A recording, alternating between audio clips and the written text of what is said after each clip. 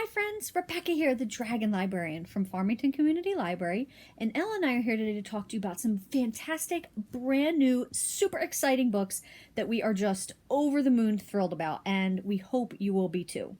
So, summer reading is officially over, but that's okay. That doesn't mean that the summer fun is over. In fact, one of my favorite parts of summer, reading brand new, best-selling books, is just something that you can enjoy all summer long. So I've got two really big hits that I want to talk to you about today because I think you're going to be really excited about them if you are not already. So the first one is called Whereabouts by Jhumpa Lahiri. I don't know if I'm pronouncing her name right. I'm probably not, but Whereabouts. This simple cover I am absolutely in love with. It's just so beautiful and I love the simplicity of it. The sunlight, and the shadows are just beautiful. So this book is kind of like a year in the life. So it takes a character and it shows you through their entire year what their thoughts are, what they're thinking, what their relationships are like. Now, you would think that that would be a really big book, right? Why is it so small? Because it's just going through some of her most poignant, life-changing thoughts, basically. But at the same time, not. Because she's still thinking about things like her family, her neighbor, work, things like that. Now, the thing that makes this book super fascinating is because you do not know where it's taking place, and you do not know what this person's name is.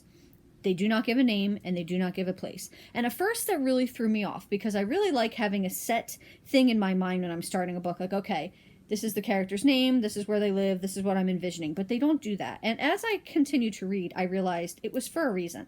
Because I think what the author is trying to do is they want you to identify with this person. Even if you don't live in a place that's like described the way this place is, you will find things to identify with this person. This person is like an everyday Joe. Or Jane, rather, because it's a woman. And it's really thoughtful, introspective beauty of a book. It's just stream of consciousness. Some of it, like I said, a lot of it is basically just her thoughts and her interactions with people, her coworkers, her family, this man that she has feelings for, and her basically her life. And it's her life, a year in the life, in this small sliver of book.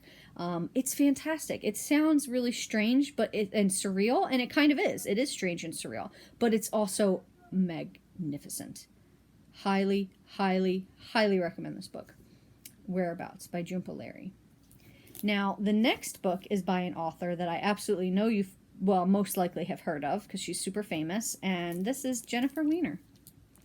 And this is her brand new book, That Summer. I really love her works, some more than others. Some of her books are hit or miss for me. Some of them I really love, and then others I've been kind of like, eh. So I'm a mild fan of this author, I would say. I'm always interested in what she's reading, but I always go in with a little bit of a skeptical lens. But I will have to say that this book, I think, is her best work yet. If you're a fan of her work, if you like her work, I guarantee you're going to love this because it's absolutely phenomenal. So it is a book that takes place, a lot of it on Cape Cod. So there's a lot of really beautiful beach descriptions and the life there, and I could just vividly picture it, even though I've never been. I grew up in New Jersey, on the Jersey Shore, spent summers at the Jersey Shore, and so it made me remember that and got super nostalgic for that. So bearing that in mind, yes, it has a summery theme to it, but it's got a little bit of a heavy tone. So while some of her books are really fun and light, this is one of her heavier books, and it is because it is about sexual assault. So, but I also don't want to scare you away with that, because although it is about that, it's also about female friendships and female empowerment, women empowering other women with their truths, with their stories. Fantastic story. I absolutely love this. This book had me in tears. It had me laughing. I felt like my heart was being scooped out with an ice cream scooper, but in a good way, as weird as that sounds. And it was just fantastic, this book. I'm probably going to purchase it for myself because I feel like I need to own it. It's just so fantastic.